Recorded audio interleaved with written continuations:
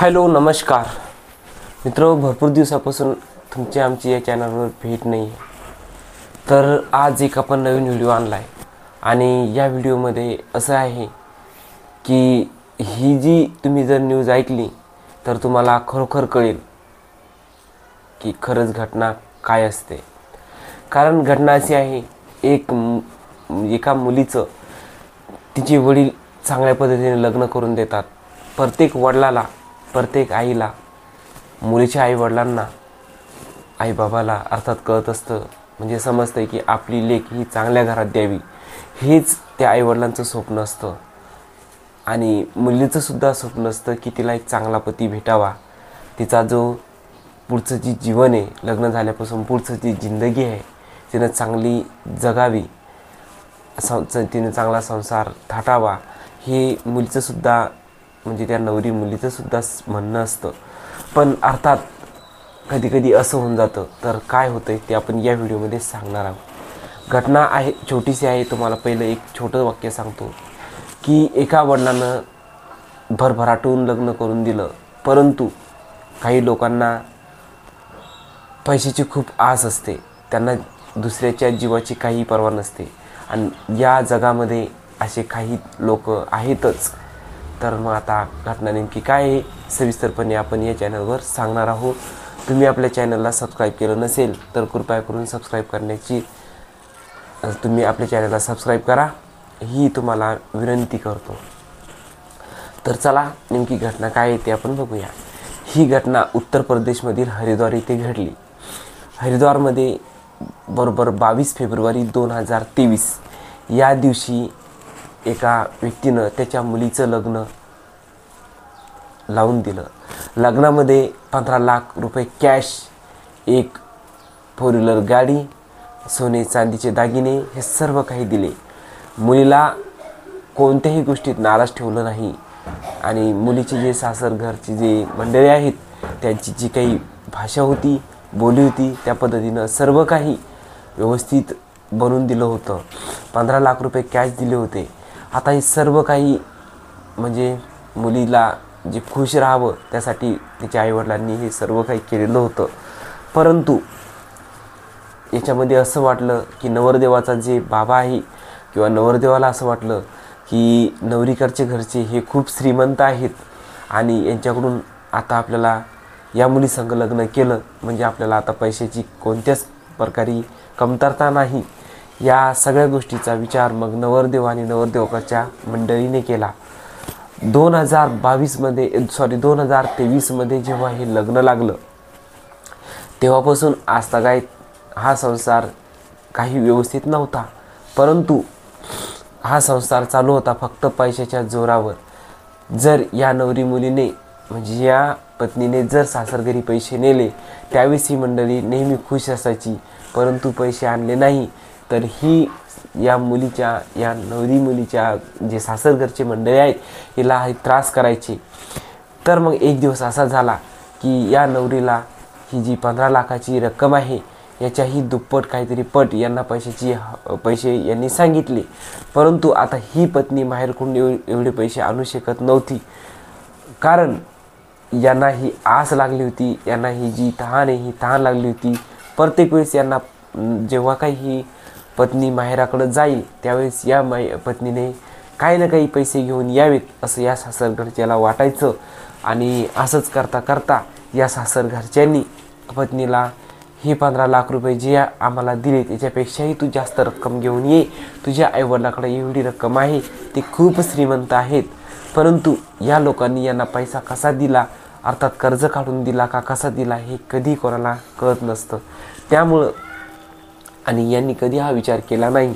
फक्त तुझे वडील खूप श्रीमंत आहेत हाच तगादा लावत या पत्नीकडे, या नवरीकडे हे सासरघरचे मंडळी नेहमी तगादा लावायचे आणि तिला त्रास द्यायचे. एक दिवस असा झाला की या सासरघरच्या मंडळीनं या पत्नीकडं, त्यांच्या पत्नीकडं सूनबाईकडं सांगितलं की आता आम्हाला जास्त पैसे हवेत. मग या पत्नीला, म्हणजे या नवरी पत्नीला तिच्या सासरघरी पाठवलं आणि पैसे आणण्यास सांगितले. मग सासरघरच्यांनी या पत्नीकडच्या जे माहेरकडचे फॅमिली आहेत, मंडळी आहेत, त्यांना लक्षात आलं की आपली जी मुलगी आहे ही फक्त हे लोक पैशासाठीच असं करतात आणि यांना जेमतेम ना लेकरू ना बाळ मूल बाळ काहीच नाही आहे आणि अर्थात हे जे मंडळी आहे हे फक्त पैशासाठीच असं करतात.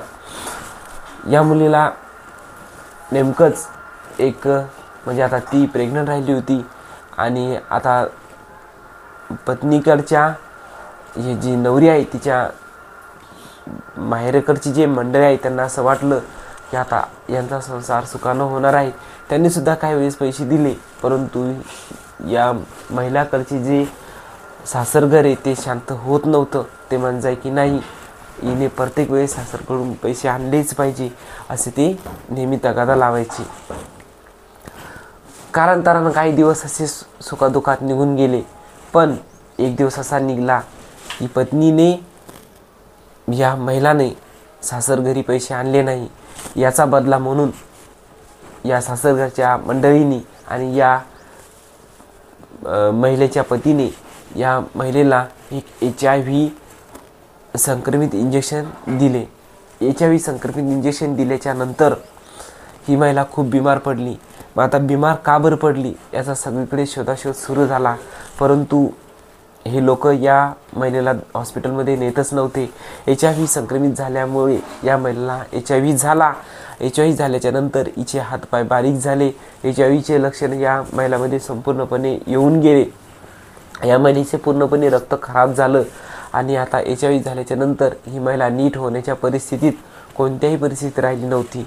मग या महिलेच्या आईवडिलांनी या महिलेला तिच्या घरी म्हणजे अर्थात माहेरी आणलं. माहेरी आणल्याच्या नंतर आपली मुलगी का बरं अशी बिमार पडली याचा शोध घेण्यासाठी या महिलेला तिच्या आईवडिलांनी डॉक्टरकडे नेले. डॉक्टरकडे नेल्याच्या नंतर या महिलेची चेकअप झाली, सर्व रक्त ब्लड वगैरे सर्व चेक झालं आणि चेक झाल्याच्या नंतर या महिलेला मग लक्षात आलं की HIVची लागण झालेली आहे. डॉक्टरची या प्रयोगानंतर सर्व चकित झाले. चकित झाल्याच्या नंतर मग सर्वांना वाटलं की आमची मुलगी अशी काही होऊ शकत नाही आणि नंतर या महिलेच्या सासरघरच्या लोकांची अर्थात नवऱ्याची सुद्धा HIV केली तर हा सुद्धा नील आला होता. परंतु मग असा अर्थ येतो की जर पती HIV असेल तर पत्नी HIV होऊ शकते. परंतु याचा जेव्हा शोध सुरू झाला तेव्हा लक्षात आलं की या महिलेला HIV संक्रमित इंजेक्शन दिलेले आहे आणि याच्यामुळेच ही महिला HIV झालेली आहे.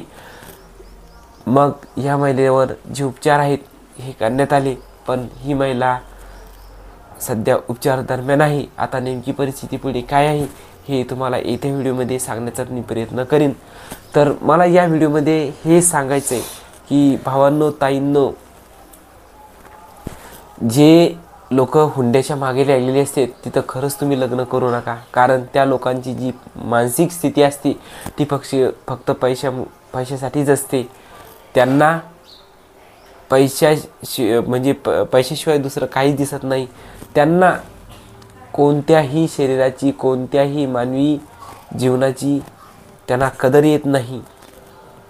ते फक्त पैशालाच धरून लागलेले असतात. मग त्यांना कोणत्याही जीवाची पर्वा येत नाही.